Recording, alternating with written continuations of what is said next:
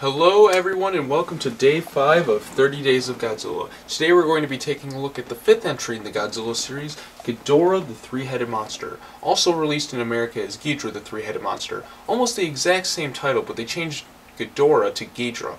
Again, what's the need to change it? Saying Ghidorah isn't that much more difficult than saying Ghidorah. I know Ghidorah rolls off the tongue more, but can you please, for the love of God, stop changing things? It confuses people. I mean, before I had access to the internet when I was a young lass, the only way I really saw these movies was on VHS, and as a kid it always confused me that in this movie it was pronounced Ghidorah, and in a later VHS that I had owned, the monster was called King Ghidorah, and I'm sure I'm not alone on this one. I mean, I don't have a problem calling the monster Ghidorah, just like I don't have a problem calling Gojira Godzilla or Radon as Rodan, but enough of my complaining about that, and let's dive into this movie. Now, Ghidorah the Three-Headed Monster is one of my favorite entries in the entire series. I think I might like this one just a little bit more than the last one, considering all the monsters in it. I mean, we got Godzilla, Mothra, Ghidorah, and Rodan.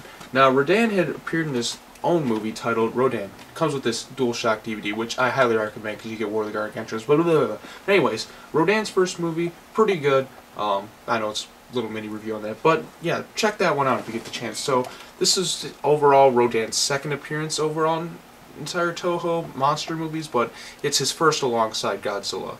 The plot of this one concerns a bunch of aliens from the planet Venus. In the American version it's Mars for some reason, I guess because we're used to hearing of life on Mars versus Venus. Anyways, these aliens went extinct a long time ago at the hands of Ghidorah, so what they do to try and save mankind is to basically transfer their psyche into the mind of this princess and giving her psychic powers in order to, save mankind by predicting the future and warning everybody about what'll happen.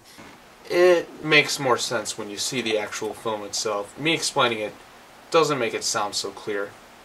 Well, it may have seemed like a good decision at the time to choose a well-known public figure to use as a vessel. However, these psychic aliens seemingly forgot that the princess is caught in the middle of an assassination plot. That always kind of bugged me when I was younger, and even to this day. Why did these seemingly psychic aliens choose a target who was caught in the middle of an assassination attempt? So after the plane she was riding gets destroyed, the princess is the only one to survive. Now claiming to be an alien, she starts preaching to everyone about the impending dangers. Almost everyone doesn't believe her until after she correctly starts to predict the appearance of both Godzilla and Rodan. So with her prophecies coming true, this draws a lot of attention to the princess, including the assassins who had attempted to kill her when they destroyed her plane. So the assassins arrive in Japan, and one thing I noticed about them is that the main bad guy is always wearing sunglasses.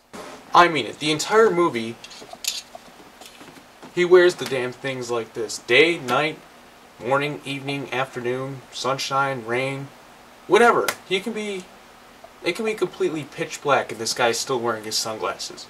So before King Ghidorah arrives, Godzilla and Rodan start fighting, which is pretty cool because there never was a Godzilla vs. Rodan movie, and this kind of fills that void. So anyways, King Ghidorah finally appears hatching from a meteor in one of the most badass entrances ever. Now, King Ghidorah is Godzilla's most famous adversary. He's a three-headed dragon that shoots lasers, and he's completely badass and cool. He's definitely one of my favorite bad guys. And yes, I am still wearing the sunglasses in honor of that one character. So all of these monsters are destroying Japan, and so Japan doesn't know how to deal with all these monsters. Faced with desperation, they ask the Twin Fairies to try and get Mothra to help combat the monsters. Now, for some reason, there's only one Mothra who survived from, the last movie. They never fully explain why there's only one.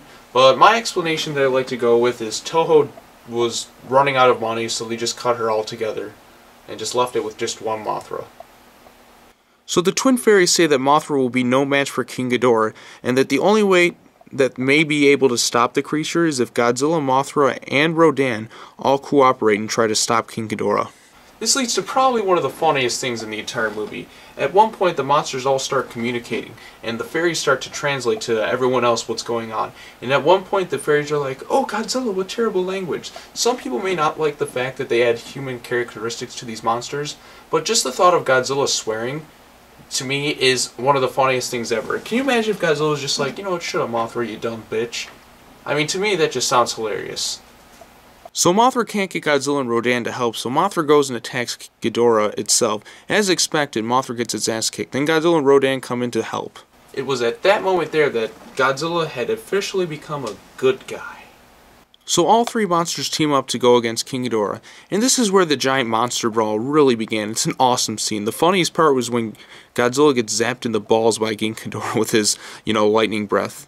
The battle ends when Mothra just keeps spraying Ghidorah with her webbing, and Godzilla just picks up Ghidorah and starts slamming him. Rodan's coming in going shh. And then Ghidorah's like, you know what, fuck this shit. You guys can have Earth. And he just flies away like a coward.